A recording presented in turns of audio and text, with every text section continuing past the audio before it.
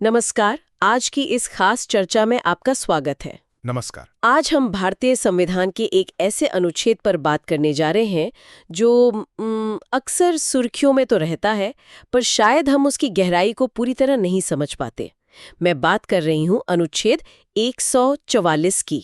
144। हाँ, बिल्कुल। ये अनुच्छेद जो है वो सुप्रीम कोर्ट यानी सर्वोच्च न्यायालय के आदेशों को लागू करवाने की शक्ति से जुड़ा है। सही। और देखने में ये भले छोटा सा लगे, लेकिन इसका वजन मतलब भारतीय न्याय व्यवस्था में और शासन प्रणाली में बहुत ज्यादा है। हाँ, है तो। और हमारे पास इस पर कुछ क्या कहते हैं नोट्स और विश्लेषण भी हैं। तो आज कोशिश करेंगे कि इसी के आधार पर थोड़ी गहराई से बात हो। हाँ, और मेरी कोशिश आज यही रहेगी कि हम ये समझें कि आखिर सुप्रीम कोर्ट का कोई आदेश वो पूरे देश में लागू कैसे हो जाता है। मतलब क्यों देश की हर सरकारी एजेंसी, पुलिस से लेकर एडमिनिस्ट्रेटिव ऑफिसर्स तक उस आदेश को मानने और लागू करवाने में मदद करने के लिए बाध्य है। क्या है उसका असल सार? ये सवाल बहुत अहम है क्योंकि अक्सर हम सुप्रीम कोर्ट के बड़े फैसलों के बारे में तो सुनते हैं ना, लेकिन वो फैसला जमीनी हकीकत कैसे बनता है उस प्रक्रिया पर कम ध्यान जाता है। हाँ, ये बात तो है। कभी सोचा है कि देश की सबसे बड़ी अदालत का एक निर्देश वो कैसे पूरे सिस्टम को केंद्र सरकार से लेकर एक छोटे से जिले के प्रशासन तक एकदम से हरकत में ले आता है?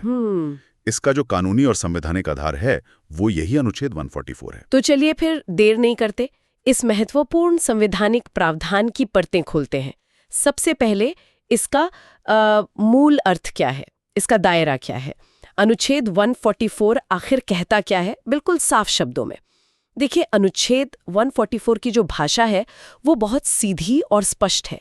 ये कहता है भारत के राज्य क्षेत्र में सभी सिविल और न्यायिक प्राधिकारी उच्चतम न्यायालय की सहायता में कार्य करेंगे। अच्छा। All authorities, civil and judicial, in the territory of India shall act in aid of the Supreme Court. जी। सिविल और न्यायिक प्राधिकारी उच्चतम न्यायालय की सहायता में कार्य करेंगे। सुनने में तो काफी सरल लग रहा है, लेकिन अगर इसे आम भाषा में समझना हो तो मतलब क्या हुआ इसका? इसका सीधा सीधा मतलब ये है कि जब भारत का सुप्रीम कोर्ट कोई आदेश देता है, कोई निर्देश देता है या कोई फैसला सुनाता है, तो देश के अंदर मौजूद हर वो अधिकारी या संस्था जो या तो सिविल अथॉरिटी है, मतलब नागरिक प्रशासन से जुड़ी है, या जुडिशियल अथॉरिटी है, यानी न्याय प्रणाली का हिस्सा है, उसका ये संवैधानिक कर्तव्य है, उसकी ड्यूटी है कि वो सुप्रीम कोर्ट के उस आदेश को लागू करने में, उसे प्रभावी बनाने में पूरी मदद करे। ये सिर्फ कोई रिक्वेस्ट नहीं है, ये एक संवैधानिक बाध्यता है, कंपल्शन है। ये जो आपने कहा सिविल और न्यायिक प्राधिकारी, इसमें कौन कौन आता है? क्या सिर्फ जज और कलेक्टर ही हैं या इसका दायरा और भी बड़ा है? आपने कहा हर वो अधिकारी या संस्था। नहीं, इसका दायरा बहुत ही ज्यादा व्यापक है। यहाँ सिविल और न्यायिक प्राधिकारी का मतलब सिर्फ कुछ गिने चुने अधिकारियों से बिल्कुल नहीं है। इसमें शामिल हैं जैसे केंद्र सरकार और उसकी जितनी भी एजेंसियां हैं, सभी राज्य सरकारें और उनके सारे प्रशासनिक अंग, मतलब पूरा पुलिस तंत्र, मतलब लोकल पुलिस से लेकर सीबीआई जैसी केंद्रीय जांच एजेंसियों तक, सारे प्रशासनिक अधिकारी, डीएम, एसटीएम, तहसीलदार, नगर निगम के अधिकारी वगैरह वगैरह, देश की सारी निचली अदालतें, ट्रिब्यूनल्स। अरे वाह! संक्षेप में कहें तो हर वो व्यक्ति या संस्था जो कानून व्यवस्था बनाए रखने, प्रशासन चलाने या न्याय देने की प्रक्रिया में किसी भी सरकारी या न्यायिक भूमिका में है, वो इसके दायरे में आ जाता है। वाह! यानी देश का लगभग पूरा का पूरा सरकारी और न्यायिक ढांचा ही इसके दायरे में है। अच्छा, अब सवाल ये उठता है कि ये जो लिखा है सहायता में कार्य करेंगे, इस सहायता का क्या मतलब है? क्या सिर्फ ये कि आदेश आया और उसे आगे बढ़ा दिया, इतना काफी है? नहीं, बिल्कुल नहीं। सहायता यहाँ कोई पैसिव शब्द नहीं है, ये एक एक्टिव भूमिका की मांग करता है, सक्रिय रोल। अच्छा। इसका मतलब है कि इन प्राधिकारियों को सुप्रीम कोर्ट के आदेश को जमीन पर उतारने के लिए ठोस कदम उठाने होंगे। अब ये कदम क्या होंगे ये तो केस पर निर्भर करेगा। जैसे सुप्रीम कोर्ट के आदेश को रिसीव करना, उसे ठीक से समझना और फिर जो भी संबंधित लोग या डिपार्टमेंट हैं उन तक सही तरीके से पहुंचाना। अगर आदेश में कोई जांच करने को कहा गया है तो वो जांच निष्पक्ष तरीके से और टाइम पर पूरी करना।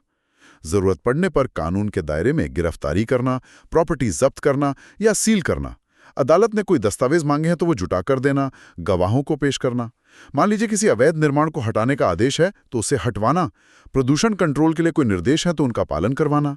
मतलब मूल रूप से वो हर काम करना जो उस आदेश के मकसद को पूरा करने के लिए जरूरी है। और अगर मान लीजिए कोई प्राधिकारी है, कोई सरकारी विभाग या कोई अधिकारी, वो ये सहायता करने में नाकाम रहता है या जानबूझकर देरी करता है, टालमटोल करता है, तब क्या होता है? क्या इसके लिए कोई सजा वगैरह का भी प्रावधान है? हाँ, ये बहुत गंभीर मामला माना जाता है। अगर कोई सिविल या न्यायिक प्राधिकारी सुप्रीम कोर्ट के आदेश को लागू करने में मदद करने में फेल होता है या जानबूझकर उसकी अवहेलना करता है, उसे इग्नोर करता है, तो इसे सीधे सीधे न्यायालय की अवमानना माना जा सकता है, कंटेम्प्ट ऑफ कोर्ट। अच्छा, कंटेम्प्ट ऑफ कोर्ट। जी, और सुप्रीम कोर्ट के पास अपनी अवमानना के लिए सजा देने की शक्ति है। इसके परिणाम काफी सख्त हो सकते हैं।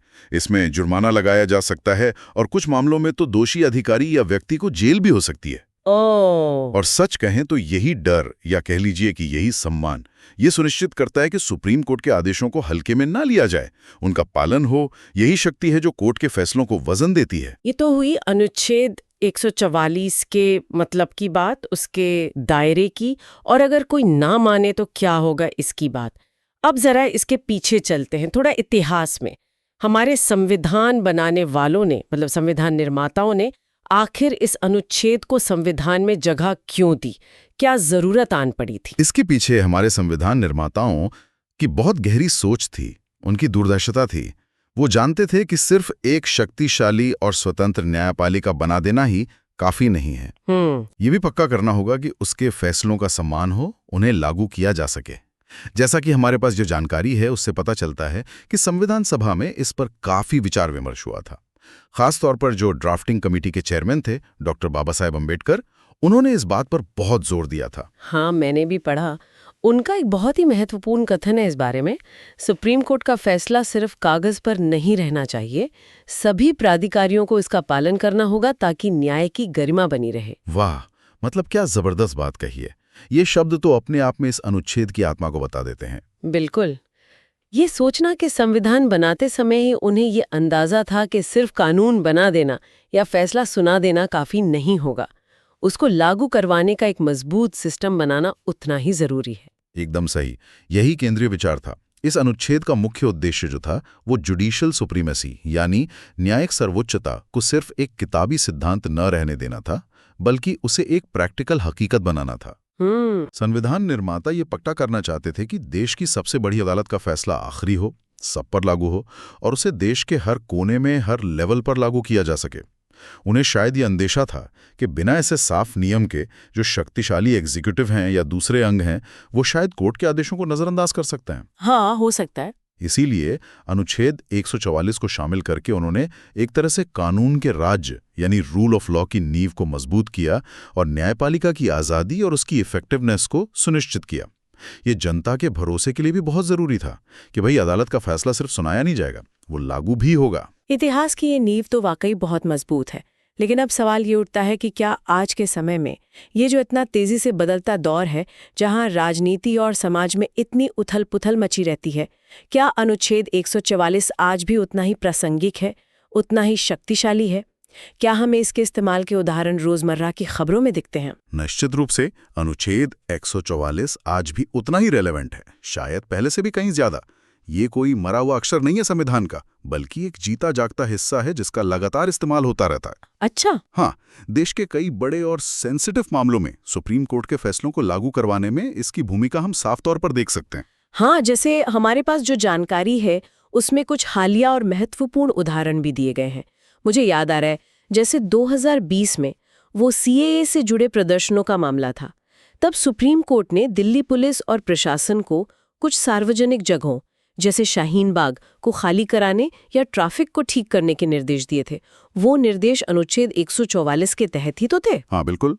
फिर ये प्रदूषण वाला मुद्दा, खासकर दिल्ली NCR में, कितनी बार सुप्रीम कोर्ट ने दिल्ली, पंजाब, हरियाणा, यूपी की सरकारों को आदेश दिए कि भाई गाड़ियों पर ऑड इवन लगाओ या पराली जलाने पर रोक लगाओ। ये सब कड़े कदम उठाने को कहा। तो इन आदेशों को लागू करवाने की जिम्मेदारी भी तो संबंधित राज्य सरकारों और उनके अधिकारियों पर ही थी इसी अनुच्छेद के तहत। सही कहा। और ये अवैध निर्माण वाले मामले, जब सुप्रीम कोर्ट किसी अवैध बिल्डिंग को गिराने का आदेश देता है तो संबंधित नगर निगम या डेवलपमेंट अथॉरिटी को बुलडोजर चलाना पड़ता है। वो भी तो इसी अनुच्छेद 144 के दायरे में आता है। बिल्कुल। और 2024 के भी कुछ संदर्भ दिए गए हैं, जैसे सुप्रीम कोर्ट का सीबीआई को कहना कि भाई किसी मामले की तुरंत जांच शुरू करो, या ईडी को निर्देश देना कि फलां संपत्ति अटैच करो। ये सब कार्रवाइयां भी तो संबंधित एजेंसियां सुप्रीम कोर्ट की सहायता में ही करती हैं ना। हाँ, ये सारे उदाहरण एकदम साफ करते हैं कि अनुच्छेद 144 कैसे सिर्फ किताब की बात नहीं है, ये असलियत में कैसे काम करता है। ये दिखाता है कि कैसे अलग अलग सिविल और जुडिशियल अथॉरिटीज, पुलिस, प्रशासन, जांच एजेंसियां सुप्रीम कोर्ट के आदेशों को जमीन पर उतारने के लिए मिलकर काम करती हैं, या कम से कम उनसे ऐसी उम्मीद तो की ही जाती है। लेकिन यहीं पर एक और पहलू भी सामने आता है, इस पर भी बात होनी चाहिए।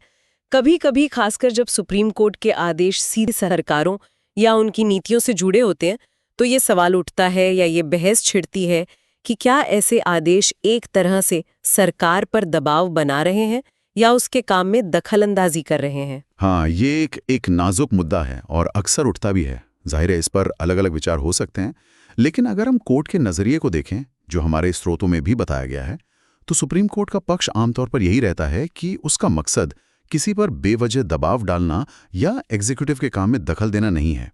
उसका जो मुख्य सरोकार है वो है संविधान और कानून के दायरे में न्याय सुनिश्चित करना।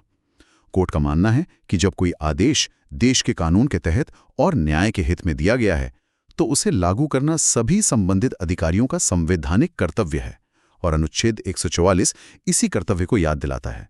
जैसा कहा गया है, कोर्ट के नजरिए से न्याय लागू करना जरूरी है। ठीक है। लेकिन हाँ, ये भी सच है, और शायद स्रोत भी इसी तरफ इशारा करते हैं कि जमीनी हकीकत में इन आदेशों को लागू करने में अधिकारियों को कई बार प्रैक्टिकल दिक्कतें आती हैं, राजनीतिक चुनौतियां भी होती हैं।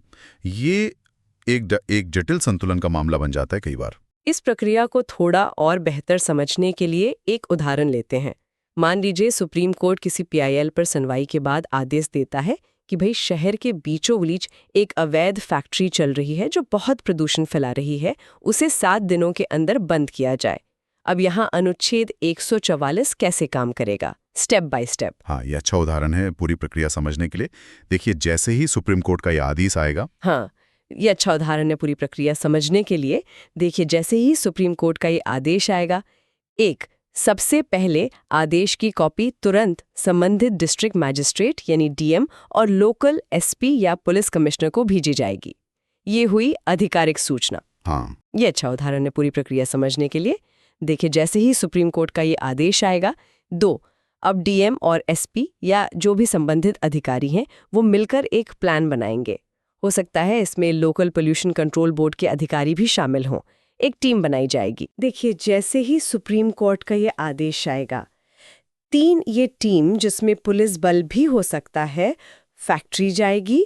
वो फैक्ट्री मैनेजमेंट को सुप्रीम कोर्ट के आदेश के बारे में बताएंगे और फैक्ट्री का काम तुरंत बंद करवाएंगे। हाँ, ये अच्छा उदाहरण है पूरी प्रक्रिया समझने के लिए। देखिए, जैसे ही सुप्रीम कोर्ट का ये आदेश आएगा, अगर जरूरत लगे तो फैक्ट्री को सील भी किया जा सकता है ताकि उसे दोबारा चालू न किया जा सके, और ये पक्का करने के लिए कि 7 दिन की डेडलाइन का पालन हो, शायद रोज मॉनिटरिंग भी की जाए। हाँ, ये अच्छा उदाहरण है पूरी प्रक्रिया समझने के लिए। देखिए, जैसे ही सुप्रीम कोर्ट का ये आदेश आएगा, इस पूरी कार्रवाई में district administration, police, pollution control board, ये सब सिविल प्राधिकारी के तौर पर सुप्रीम कोर्ट के आदेश को लागू करने में उसकी सहायता कर रहे हैं। अच्छा, और मान लीजिए उस फैक्ट्री का मालिक बहुत पहुंच वाला है और वो सहयोग नहीं करता, या फिर लोकल अधिकारी ही किसी दबाव में आकर आदेश को लागू करने में ढीलापन दिखाते हैं, आनाकानी करते हैं, तब क्या होगा? ऐसी सिचुएशन में, जैसा हमने पहले बात की थी, ये सीधे कोर्ट की अवमानना, कंटेम्प्ट ऑफ कोर्ट का मामला बन जाएगा। जो पिटिशनर थे या कोई भी नागरिक या सुप्रीम कोर्ट खुद भी इस मामले का संज्ञान ले सकता है। फैक्ट्री मालिक और जो अधिकारी सहयोग नहीं कर रहे हैं या ढिलाई बरत रहे हैं, उनके खिलाफ सुप्रीम कोर्ट में कंटेम्प्ट पिटिशन दायर हो सकती है। और अगर सुनवाई के बाद अवमानना साबित हो जाती है तो कोर्ट बहुत सख्त कदम उठा सकता है। फैक्ट्री मालिक पर भारी जुर्माना लग सकता है और दोषी अधिकारियों को सजा भी हो सकती है, जिसमें नौकरी से सस्पेंशन से लेकर जेल तक शामिल हो सकता है। ओह, यही अवमानना की कार्रवाई का डर कह लीजिए या सम्मान कह लीजिए, अक्सर ये सुनिश्चित करता है कि सुप्रीम कोर्ट के आदेशों का पालन हो, चाहे कितनी भी रुकावटें क्यों ना आए। तो अगर हम आज की पूरी बातचीत का एक सार निकालें तो ये कहा जा सकता है कि अनुच्छेद 144 भारतीय संविधान में वो छुपा हुआ लेकिन बेहद शक्तिशाली इंजन है जो न्याय के पहियों को चलाता है ना? हाँ, बिल्कुल। ये वो प्रावधान है जो पक्का करता है कि देश की सर्वोच्च अदालत के फैसले और निर्देश सिर्फ लाइब्रेरी की किताबों में या फाइलों में बंद न रह जाएं, बल्कि उनका असर आम आदमी की जिंदगी तक पहुंचे, जमीन पर दिखे। आपने बिल्कुल सही निचोड़ निकाला। इसे अगर हम एक बड़ी तस्वीर में देखें तो अनुच्छेद 144 न्याय देने की उस लंबी चेन की आखिरी लेकिन शायद सबसे जरूरी कड़ी है। ये चेन कुछ ऐसे काम करती है। सुप्रीम कोर्ट ने आदेश दिया, फिर अनुच्छेद 144 के तहत सभी संबंधित सिविल और न्यायिक अधिकारियों का ये संवैधानिक कर्तव्य बना कि वो उसे लागू करने में पूरी मदद करें, और इसके नतीजे में न्याय असल में लागू होता है। पीड़ित को राहत मिलती है या जो गलत हो रहा है वो रुकता है। ये प्रावधान न सिर्फ हमारी न्यायपालिका की आज़ादी और ऑटोनॉमी को बनाए रखने के लिए ज़रूरी है, बल्कि उसकी इफ़ेक्टिवनेस और आम जनता के उसमें गहरे विश्वास के लिए भी एक आधारशिला का काम करता है। इसके बिना शायद सुप्रीम कोर्ट के आदेश भी बेअसर साबित हो सकते थे। तो आज हमने काफ़ी विस्तार से समझा कि भारतीय संविधान का अनुच्छेद 144 क्या है, इसका दायरा कितना बड़ा है, इसका ऐतिहासिक महत्व क्या था और संविधान निर्माताओं ने इसे क्यों ज़रूरी समझा, और सबसे अहम बात, आज के समय में ये कैसे सुप्रीम कोर्ट के फैसलों को ज़मीनी हकीकत बनाने में एक अहम भूमिका निभाता है। हाँ, हमने ये भी जाना कि क्यों सरकार के हर अंग और न्यायपालिका के हर हिस्से के लिए इसमें सहयोग करना सिर्फ एक ऑप्शन नहीं बल्कि एक संवैधानिक ज़रूरत है, एक अनिवार्यता है। बिल्कुल। और जैसा कि अक्सर होता है जब हम किसी चीज़ पर गहराई से बात करते हैं तो हर समाधान या प्रावधान कुछ नए सवाल भी खड़े करता है जिन पर सोचने की ज़रूरत होती है। हाँ, सही कहा। हमारे स्रोत भी आखिर में एक ऐसा ही सवाल उठाते हैं जो सोचने लायक है। क्या सरकार को सुप्रीम कोर्ट के आदेश को लागू करने में देरी करने का अधिकार होना चाहिए, खासकर तब जब उसे लगता है कि आदेश में कुछ प्रैक्टिकल दिक्कतें हैं? ये तो बड़ा पेचीदा सवाल है। हाँ, इसे अगर हम थोड़ा और बड़े नज़रिए से देखें तो ये सोचने वाली बात है कि एक तरफ तो न्याय तुरंत मिलना चाहिए, उसकी ज़रूरत है, और दूसरी तरफ एडमिनिस्ट्रेटिव प्रोसेस की अपनी जटिलताएं हैं, कभी रिसोर्स की कमी होती है या दूसरी असल दुनिया की चुनौतियां होती हैं। इनके बीच सही बैलेंस कैसे बनाया जा सकता है? सही बात है। ये एक ऐसा द्वंद्व है जिसका कोई आसान जवाब शायद नहीं है, और इस पर लगातार सोचने और बातचीत करते रहने की ज़रूरत है। बिल्कुल, ये एक बहुत महत्वपूर्ण सवाल है जो हमें सोचने पर मजबूर करता है कि न्याय की रफ्तार और प्रशासन की हकीकत के बीच तालमेल कैसे बिठाया जाए। इसी विचार के साथ आज की एक गहन चर्चा यहीं समाप्त करते हैं। जी।